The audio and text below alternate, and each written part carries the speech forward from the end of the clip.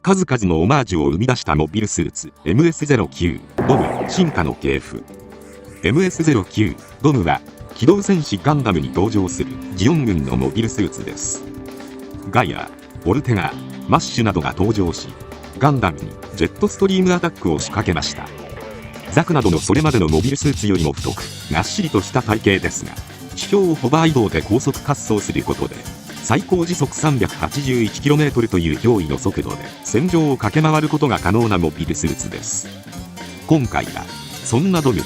その進化の系譜について解説させていただきます。オルテガ、マッシュ、モビルスーツにジェットストリームアタックをかけるぞ。宇宙世紀0079、繰り広げられた地球連邦軍とジオン公国軍の戦いである一年戦争において、ジオン軍は3度の地球降下作戦を成功させます。そして戦いの中心は宇宙から地上へと移行していきました。そしてジオン軍は地球連邦軍の本拠地であるジャブローを目指して地球の重要拠点を抑えつつ進軍を続けます。地上ではモビルスーツとしてはザク2、J 型やグフなどを主に使用していましたが、ザクの歩行速度は時速 160km であり、広大な地球を移動するには移動能力が低いという問題がありました。そのためジオン軍は地上においてサブフライトシステムである土台を運用することで移動能力の低さを補っていましたが、攻撃を受けた際の脆さもあって問題の根本的な解決には至りませんでした。そのため地上を高速で移動できるモビルスーツを開発するべきという声が高まります。また地球降下作戦を成功させた際は4ヶ月もあれば地球全土を掌握できると考えていたジオン軍でしたが、地球連邦軍のモビルスーツの開発を進めたことによってモビルスーツを投入すれば圧倒的な戦果を上げられるという状況ではなくなり、ザク2が撃破されることが増加していました。こうしてザク2よりも高い防御力を有しており、さらに高速で移動できる機動力を持つ機体としてドムが開発されます。ドムはツイマット社で開発された機体です。ツイマット社はジオニック社とともにジオン軍のモビルスーツ開発を担った企業の一つである宇宙世紀0075にジオニック社のザク1とツイマット社のズダでコンペが行われましたが、ズダが空中分解事故を起こしたのでザク1が正式採用されました。しかしその後ツイマット社はジオニック社が開発したザク2やグフのライセンス生産を行う傍ら、ズダで培った推進機技術を生かしたモビルスーツ開発を進めていました。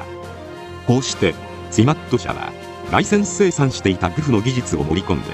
次期主力生産機のテストベッドとして MS-07C をグフ試作実験機を開発します。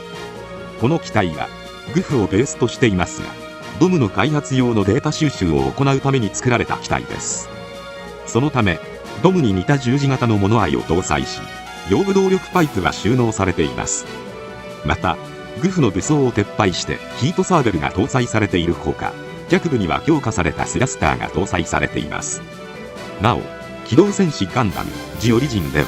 グフ試作実験機と同じ位置づけの機体としてドム試作実験機が登場しています。こうしてグフ試作実験機で検証を行った後開発されたのがこちら YMS-09 プロトタイプドム。グフ試作実験機をベースとしつつもシールドを必要としない重装甲モビルスーツとされており、脚部に推力の高い熱核ホバージェットエンジン、またの名を熱核ハイブリッドエンジンと呼ばれるエンジンを搭載しています。これはズダに搭載されていた土星エンジンの技術が導入されており、高速移動によって陸戦用モビルスーツとしての機動力を大幅に向上させるためのものとなります。また同時にジャイアントバズの試写実験も行われていました。こうしてプロトタイプドムによって性能検証された後、正式量産仕様として完成したのが MS-09 ドムとなります。グフとは違うのだよ、グフとは。完成したドムはホバー移動によって地上での機動力を大幅に向上させたことに加え、脚部への負荷が減り、現場のメンテナンスの点でもかなり歓迎されました。さらに通常歩行よりも作画枚数が少なくなることから製作現場のメリットにもつながっています。熱核ジェットによって機体を地表から浮かせ、背部、腰部、脚部の後方推進用スラスターによって移動する仕様となっており、つま先に高低差や障害物検知センサーを設置しているので、荒れ地などでも走行可能となっています。ホバー走行時間を伸ばすため、大きいサイズの推進剤タンクを脚部内に搭載したので、脚部が大型化していますが、その代わり、5時間ほどのホバー走行が可能です。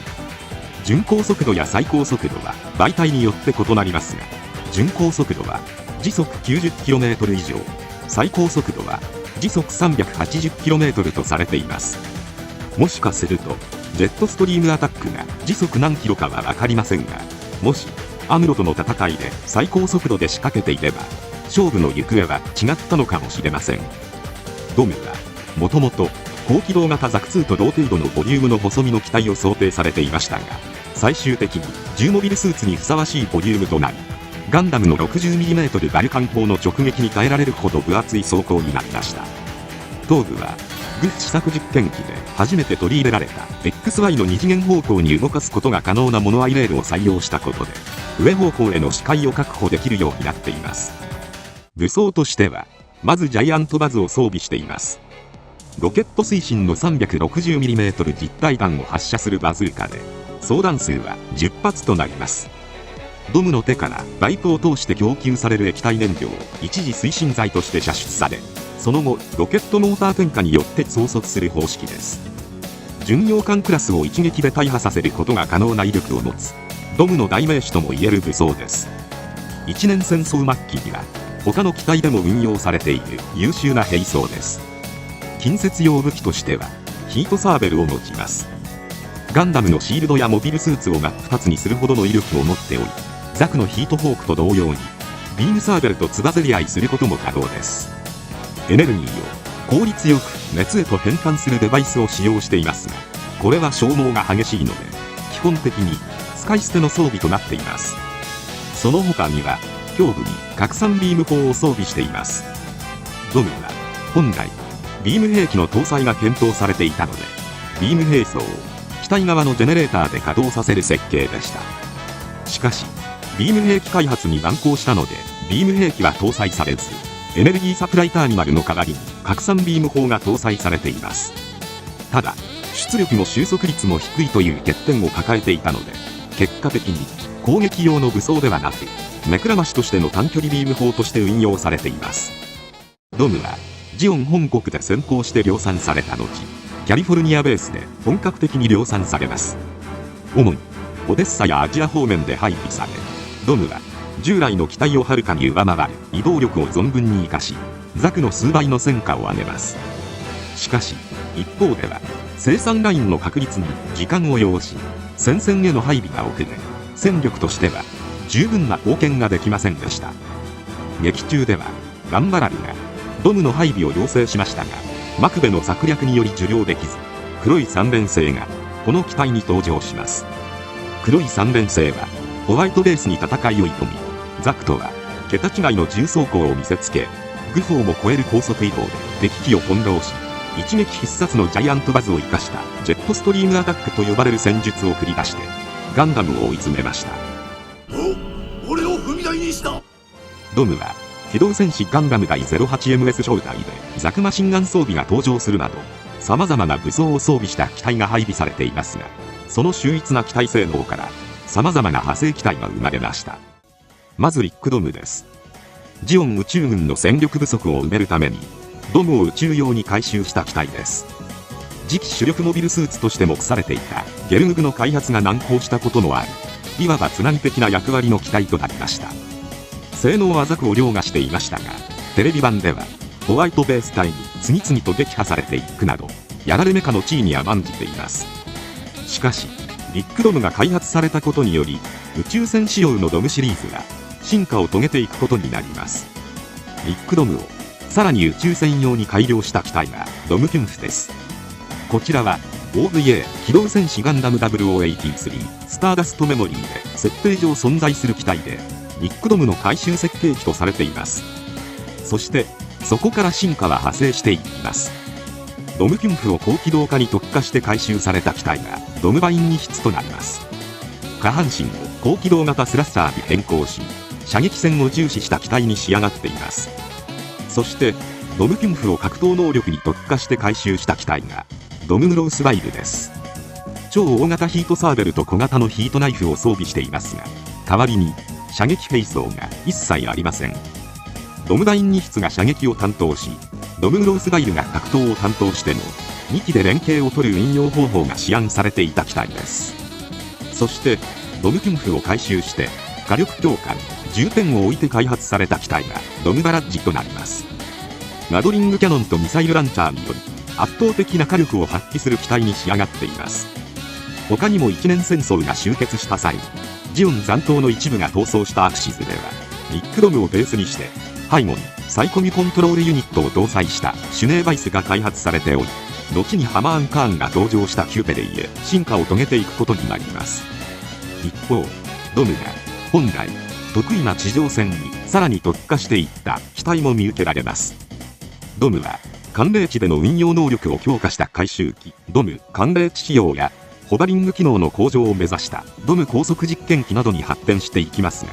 ドムが完成する以前検証用として作られていた試作機プロトタイプドムのうちの1機が特に熱帯戦でのメカトラブルに対処するためドムとは別に改修が施されていました。それがドムプロピカルテストタイプとなります。亜熱帯の高温環境での稼働不良に対処するため、こちらは冷却装置などの改良や防塵対策などを施した機体となります。ここから地上専用のドムはさらなる発展を遂げていきます。ドムキャノン単砲仕様、ドムキャノン副砲仕様のような支援機に特化した機体も開発され、さらに一年戦争終結前にはドムとトロピカルテストタイプを組み合わせてトロピカルドムが誕生しました。一年戦争終結によってトロピカルドムの量産計画は中止されましたが、宇宙船用に開発されたドムキュンフとトロピカルドムを組み合わせることでドムトローペンが開発されています。一年戦争中に運用された機体は多くないものの、戦後のジオン公国軍残党によってかなりの数が運用されており、機動戦士ガンダム0083、スターダストメモリーや機動戦士ガンダムユニコーンで登場している機体です。そしてトロピカルドムはもう一つの派生機を生み出しています。それがドワッジとなります。ドワッジはドムの中でも特に砂漠での運用に特化した機体となります。